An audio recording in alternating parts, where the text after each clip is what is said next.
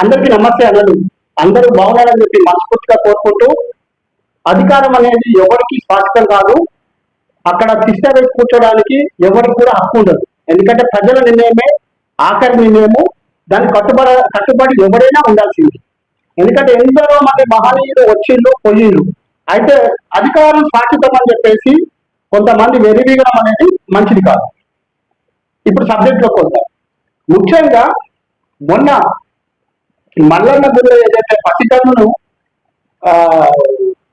సాగు కారణమైన వాళ్ళు ఎవరైతే ఉన్నారో వాళ్ళని కఠినంగా శిక్షించాలని చెప్పేసి మేము దళిత సంఘాలుగా 100% పడాలి అని చెప్పేసి డిమాండ్ జరుగుతుంది. అయితే పసిపిల్లలు దేవుడితో సమానం. ఆ గుడికి వచ్చి మొక్కు తెచ్చుకున్నామని వచ్చి మా మా మా బీసీ బిడ్డలు, ఎస్సీ బిడ్డలు, ఎస్టీ బిడ్డలు, అనగారిన వర్గాలకి బహుజన బిడ్డలైన వాళ్ళందరూ ఒక్కోసారి డబ్బులు ఉండకపోవచ్చు, కానీ దేవుడి దగ్గర దర్శనానికి డబ్బులు డిమాండ్ చేసి ఇవ్వనందుకు వాళ్ళని కాలికేసి తొక్కిందంటే ఇలాంటి దుర్మార్గం ఎక్కడికి ఉంటుందా?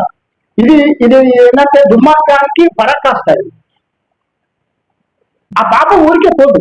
నేను స్పష్టంగా చెప్తాను, ఇది దుర్మార్గమైన పని, దుర్మార్గమైన దిక్కుమాలిన పని. అయితే ఈ విషయం కూడా ఏ ఆఫీసులలో చూసినా కూడా రెడ్లు రాజ్యం వెళ్తున్నారు. బాధితులు పోటీ స్టేషన్లలో కంప్లైంట్ తీసుకోవట్లేదు. ఇంకోటి నేరం చేసినవాడు దర్శనంగా బయట తిరుగుతాడు. బాధ్యత దగ్గర నిర్లక్ష్యం వహించి పోలీస్ డిపార్ట్మెంట్ నిర్లక్ష్యంగా ఉంటూ మరి ఈ విధంగా ఉంటే ఈ సమాజానికి ఏమి మెసేజ్ చేయడానికి? ఇంకోటి మా సీఎం రేవంత్ రెడ్డి గారికి ఒకటే చెప్తున్నా సార్, అక్కడ కాపాడుతుంది మన ప్రభుత్వం. ఏ పథకం లేనా సరే అక్కడ కాపాయి మనం ఇచ్చింది ఏం లేదు. చెప్పింది మాత్రం మామూలుగా చెప్పలేదు, అరికథ చెప్పినట్టు చెప్పినాం. అతను చేసే పనిలో మాత్రము ఒక్క పథకం కూడా 100% అమలు కాలేదు. రేపొద్దుగాల ఇదే మీకు శాపంగా మారి రేపొద్దుగాల మీరు చేసిన పని తిప్పి మీకే చుట్టుకొని మీరు ప్రజల తీర్పుకు రేపు ఎక్కడికో వెళ్ళి పడే పరిస్థితి ఏర్పడింది. మాకు ఫీజు రిలేటెడ్ టార్గెట్ అని చెప్తే కేసీఆర్ లాభంలో తొలగిస్తారు. మాకు రాజు యూనివర్సిటీ కాదు లేదంటే అంబేద్కర్ అదే అర్థం మా దళితులకు ఇవ్వండి అని చెప్పేసి మేము అడిగితే గుడ్లు తీసి గోలే కదా అని చెప్పేసి కేసీఆర్ అంటాం. కేసీఆర్ కు మేము అడిగే డిమాండ్కి సమాధానం ఉందా? మేమేం కోరుకుంటాను, నువ్వేం చెప్తాను? నీ పాలనలో మాకు న్యాయం జరుగుతుందా లేదా అనేది మాకు అర్థం కాని పరిస్థితి. ఇంకొకటి ఎస్సీలు, ఎస్టీలు, బీసీలు మా నుంచి ఏదో ఆశించద్దని చెప్తున్నాం. అంటే ఎవరు ఆశించాలా? అదేదో దేశానికి వచ్చి వాడు ఫుట్బాల్ ఆడడానికి వచ్చిన మెస్సీ పడితే ఏదో ఉంది, వాడు వేలాది రూపాయలు ఖర్చు పెట్టి వాడు ఖర్చు పెట్టడానికి దిక్కుంటుంది. తరతరాలుగా వారసత్వ బంధువులు వస్తున్న మా కాంగ్రెస్ కుటుంబంలో ఏదో మా తెలంగాణలో జారి చూపితే 1000 కోట్లు పంపుతాను అంటావు. ఎవరితో ఎందుకు పంపాలా? ఈ రాష్ట్రంలో దరిద్రం చుట్టుకుంది కదా, ఈ దరిద్రంలో అంధకారంగా ఉంది కదా. ఇక్కడ ఇంకా ఎన్నో మార్పులు జరగాలి, ఈ తెలంగాణ రాష్ట్రంలో ఎంతో అభివృద్ధి చెందాలి అని చెప్పేసి ఇక్కడ డబ్బులు ఇక్కడ ఖర్చు పెట్టడానికి, ఇక్కడ అభివృద్ధి చేయడానికి దేశం అంటే మట్టి కాదు, దేశం అంటే మనుషులు అని చెప్పి అన్నారు పెట్టారు. మరి ఆ దేశాన్ని, ఆ మనుషుల్ని బాగు చేస్తేనే కదా దేశం బాగుండేది. కాంగ్రెస్ గవర్నమెంట్ వచ్చి 2 సంవత్సరాలు దాటిపోయినా సరే ఇంత కూడా అభివృద్ధి చెందట్లేదు. ఏ పథకాలు అందక ఆత్మహత్యం చేసుకునే పరిస్థితి ఏర్పడేది. ఈ 3-7 కోట్లు తిరగపడే రోజు వస్తుంది. ప్రజలు తిరగపడే రోజు వచ్చినప్పుడు మీరు తట్టుకోలేరు. మీరు ఎప్పుడు గుర్తు పెట్టుకోండి, ఏ పథకమైనా కేసీఆర్ చేసిన పథకాలు కనిపిస్తానే తప్ప మీరు చేసిన ఒక్క పని కనబడట్లేదు. మీరు పెట్టిన పథకాలలో డమ్మీ పథకాలే తప్ప మిగతా 150% కూడా అమలు కావట్లేదు. ఫ్రీ బస్సులో మాత్రము ఎప్పుడో ఒకసారి ఆడవాళ్ళు మాత్రం ప్రయాణిస్తున్నారు, ఇది నిజము. రేషన్ బియ్యము, సన్న బియ్యం అనేది ఇస్తున్నారు. అది సన్న బియ్యం ఒరిజినల్ లేదా సన్న మసీనో సన్న మసీనో ఇవ్వట్లేదు మీరు. ఆ బియ్యం కూడా తింటే కూడా గట్టిగా అయిపోతుంది. సన్న బియ్యం అనే పేరు కూడా పెట్టింది. సరే ఆ పథకంతో ఆ దొడ్డు బియ్యం కంటే ఇదే నయం అనుకో ప్రజలు తింటారు. నేను దాంట్లో ఒప్పుకోలేదు. దాంట్లో మిగతా పథకాలు ఏమైనా, మిగతా పథకాలు, మిగతా హామీలు, ప్రజలకు ఇచ్చిన వాగ్దానాలు, దేవుళ్ళు పెట్టిన ఒట్లు ఇవన్నీ ఎటుపోయినాయి. రేపు పొద్దుగాల ఇవన్నీ కూడా ఈ మూడేళ్ళు కూడా పూర్తి అయిపోయిన తర్వాత ప్రజలు మాత్రం మిమ్మల్ని తిరస్కరించడం తప్పదు. మాలాంటి దత్త బిడ్డలని కూడా ఇంత అన్యాయంగా మీరేం ఆశపడకండి అంటే మీరు కూడా మోసం చేసినట్టు. మా ఓట్లని మీరు ఓట్లేయించి మా కాస చూపి ఓట్లేయించుకొని ఇది వరకు ముఖం చూసేసేటోళ్ళం. ఇప్పుడు ఎవరు డబ్బులు వేస్తే వారికి ఓట్లేస్తాం. మనం కూడా మారాల్సిన అవసరం ఉంది. మా ప్రజలే దేవుళ్ళు. మనల్ని ఎవరైనా సరే ఏం తప్పించబడి సరే ఇవాళ అధికారం రావాలంటే మన కాళ్ళ దగ్గర రావాల్సింది. అలాంటి మన ఓట్టి ఈ చిల్లరగాల కోసం మనం డబ్బులు తీసుకొని వేస్తే వాడు సంపాదించుకోవడానికి తప్ప వాడు మనల్ని అడిగే హక్కు కూడా మనకి లేకుండా పోతాడు. ఓట్లు వేస్తే కొంచెం మన పిల్లల భవిష్యత్తు బాగుంటుంది. తరతరాల మన చరిత్ర గల మన తెలంగాణ కొద్దిగా బాగుపడే పరిస్థితి ఉంటుంది. నేను ఏ రోజు కూడా జైలుకి పోయినందుకు నేను ఎప్పుడు బాధపడలేదు. అక్రమ కేసులు పెట్టినా ఇంకా పెట్టండి. ఎవరైనా అక్రమ కేసులు ఏదైనా ఉంటే అది కూడా పెట్టండి. ఇంకా కేసులు ఏమైనా పెట్టాలని జైలు పక్కన నేను బాధపడను. ఎందుకంటే నేను ఉన్నది మాట్లాడతాను, నిజం మాట్లాడతాను, ఉన్నది మాట్లాడతా, ఊళ్ళో తీసుకుంటుంటాను. ఇలా కూడా మొత్తంలో భాగంగా సిపిఐ పార్టీ గెలిచినా కూడా సిపిఐ పార్టీ కూడా ఒక్క పని చేస్తే ఈ పని పూర్తి చేసినని చెప్పి నేను నన్ను పిలవడానికి వస్తా.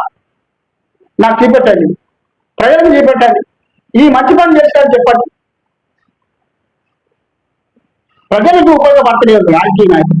వాళ్ళ ప్రాంతంతో వాళ్ళు ఎట్లా ఏ విధంగా ఇదే ఆలోచన, ఈ దుర్మార్గమైన ఆలోచన పోకపోతే మాత్రం రేపు భవిష్యత్తులో తిరుగుబాటు వస్తుంది. ఇది నిజం. ఇది తిరుగుబాటు వస్తుంది. వ్యతిరేకత వచ్చిందంటే తిరుగుబాటు వస్తుంది. ఇది వరకు ఇప్పుడు పక్కనే ఆ తలదిక్కని దించి నేల మీద తీసుకొచ్చేది ప్రజలే తీసుకొస్తారు. ఎందుకంటే మీరు న్యాయంగా ధర్మంగా బతకండి. ప్రజలకి ఏమైనా చేస్తారంటే చేయండి, కానీ మేము బాగుపడదా, మేము బతుకోద్దా, ఈ రాష్ట్రంలో బతుకోద్దా, ఈ దేశంలో బతికే హక్కు మాకు లేదా?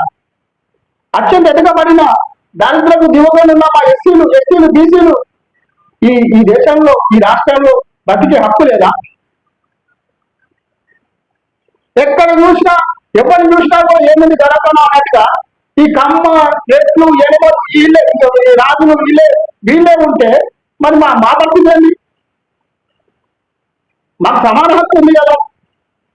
ఈ రాజ్యాంగంలో బాబాసాహెబ్ అంబేద్కర్ రాసిన రాజ్యాంగంలో సమాన హక్కు బతికే హక్కు మాకు కూడా ఉంది కదా.